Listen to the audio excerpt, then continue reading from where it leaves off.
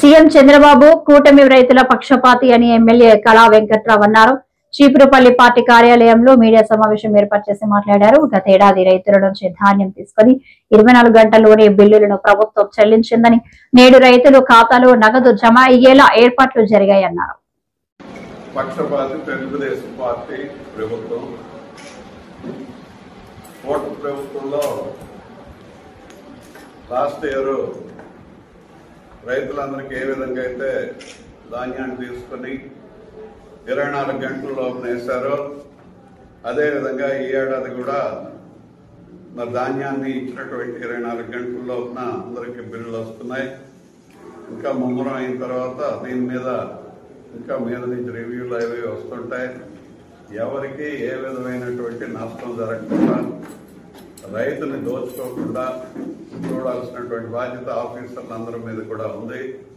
ప్రభుత్వం మరి అక్కడి నుంచి ఇచ్చినటువంటి ఇన్స్ట్రక్షన్స్ తూచా తప్పకుండా ఫాలో అవుతారు. లాస్ట్ ఇయర్ కూడా మన విజయనగరం జిల్లాలో చాలా చక్కగా చేశారు. ఇప్పుడు కూడా అదేవిధంగా మన ఆఫీసర్లు చేస్తారు అనేటటువంటి నమ్మకం నాకు ఉంది. మరి ఈ రోజున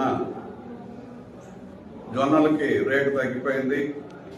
జొన్నలకి రేటు తగ్గినప్పుడు కూడా మార్కెట్ ద్వారా కొనాలి అని చెప్పి ముఖ్యమంత్రి గారు నిన్న సత్యసాయి బాబా గారి శతజయంతి ఉత్సవాల్లో ఉన్నప్పుడు కూడా ఆయన అక్కడి నుంచి మరి మీటింగ్ పెట్టి టెలికాన్ఫరెన్స్ పెట్టి కాన్ఫరెన్స్లోనే ఆఫీసర్స్తో మాట్లాడి మరి ఎవరైతే జొన్నలు పండిస్తున్నారో ఆ రైతులందరికీ ఉపకారం జరిగే విధంగా జొన్న రైతులందరికీ కూడా మార్కెట్ తీసుకుంటుంది ప్రభుత్వ ధరకే అని చెప్పేసి మరి ఆయన ఇన్స్ట్రక్షన్స్ ఇవ్వడం జరిగింది. ఆ విధంగా రైతు పక్షపాతి చంద్రబాబు నాయుడు గారు కూటమి ప్రభుత్వం అనేటటువంటిది మనం చెప్పక తప్పదు అని చెప్పి మీకు అందరికీ నేను మనవి చేస్తున్నాను. అదేవిధంగా అరటి రైతులు కూడా ఈ ఏడాది అరటి పంట ఎందుకు ఎక్కువ వచ్చిందో ఏంటో తెలియదు, కానీ అరటి గెల్ల కూడా అక్కడక్కడ మరి ఫస్ట్ టైం ఇది, ఎప్పుడు లేదు.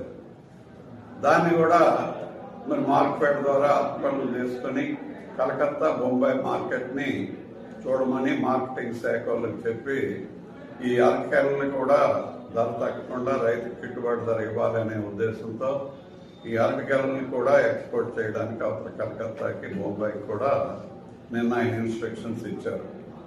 రైతుకి ఆ విధంగా అన్ని విధాలుగా కూడా ఎప్పుడూ చేదోడు వాదోడుగా ఉంటుంది. ఇది రైతు ప్రభుత్వం.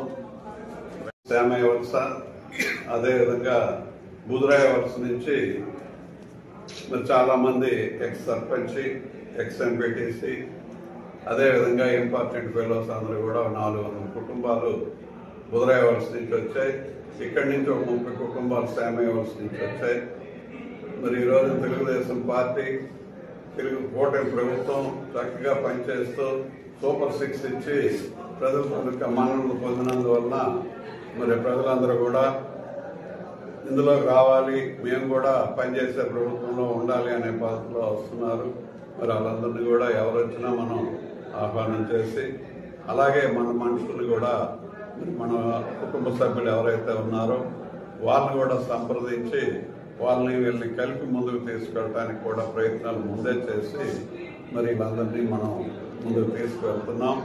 అదేవిధంగా కొన్ని మండలాల్లో ఇంకా కూడా మనకి స్థానిక సంస్థలు వస్తున్నాయి కాబట్టి ప్రతి గ్రామంలో మనం సేవ చేయాలని అంటే ఆ గ్రామంలో మనం గెలిచి తీరాలి. మరి ఎప్పుడూ గెలవనటువంటి గ్రామాల్లో కూడా ఎవరు వచ్చినా మనం తీసుకుని ఆ గ్రామాల్లో మరి అక్కడ డెవలప్మెంట్ చేయడం కోసం మనతో పాటు ఎవరు వచ్చినా వాళ్ళు కూడా ముందుకు తీసుకెళ్ళాలి అనేటటువంటిది పార్టీ ఇన్స్ట్రక్షన్స్ ఉన్నాయి. పార్టీ హైకమాండ్ ఏదైతే చెప్తుందో ఆ విధంగా బలోపేతం చేయాల్సినటువంటి కొన్ని గ్రామాలు, కొన్ని మండలాలు, అన్ని మండలాల్లో కూడా ఎక్కడ కూడా బలం అవుతుంది అని అంటే బలం అవసరమే తప్ప బలం కాదు అని అనుకోవడానికి లేదు. మరి ఎప్పుడైతే మనం 2-3% వెనక్కి వెళ్ళిపోతే